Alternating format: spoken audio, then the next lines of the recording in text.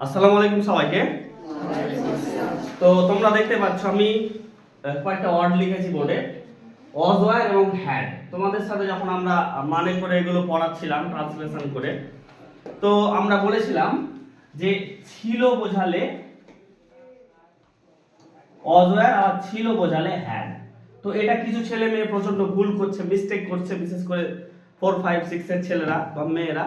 তার জন্য আজকের এই ভিডিওটি করা। কথা বলতে পারছি তো? যারা একটু অমনোযোগী আছে বারবার ভুল করে দিচ্ছে। তো তোমাদেরকে বুঝতে হবে ওয়াজ ওয়্যার ছিল, হ্যাড ছিল। এবার এটা কি, এটা কি?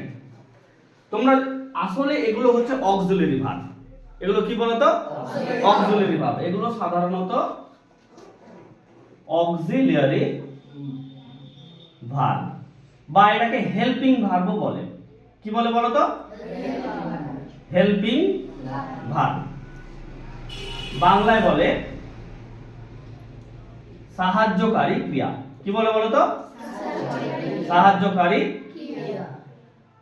ক্রিয়া। ঠিক আছে, সাহায্যকারী ক্রিয়া। কথা ক্লিয়ার? বুঝতে পারছি।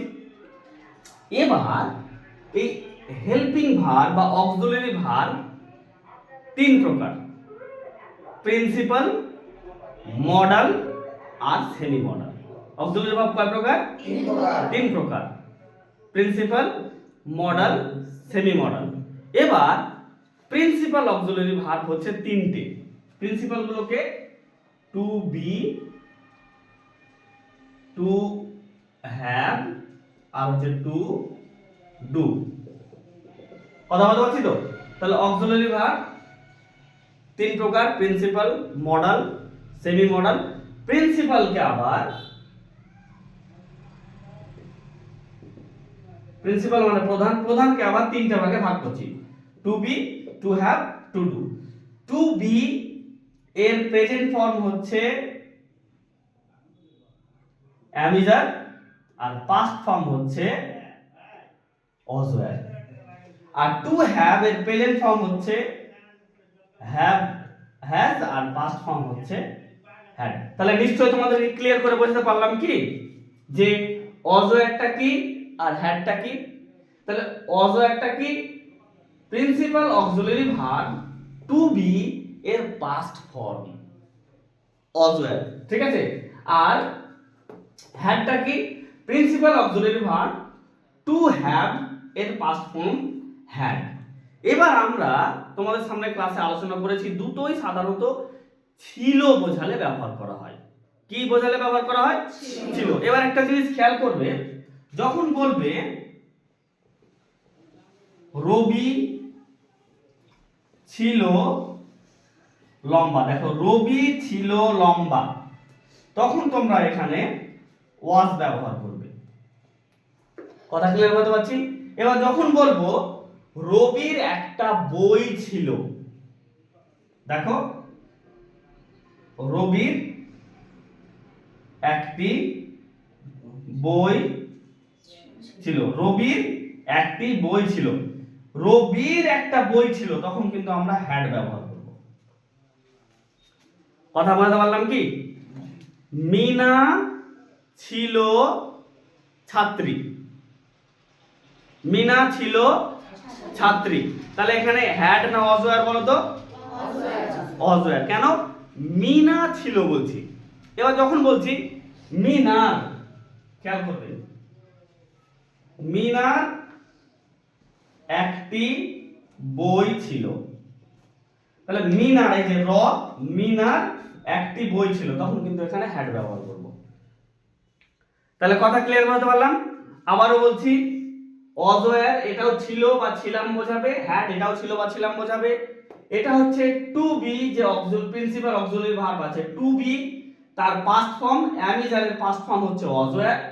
টু হ্যাভ যে প্রিন্সিপাল অক্সিলারি ভার্ব আছে তার পাস্ট প্রেজেন্ট ফর্ম হচ্ছে হ্যাভ, হ্যাজ, এবং তার পাস্ট ফর্ম হচ্ছে হ্যাড।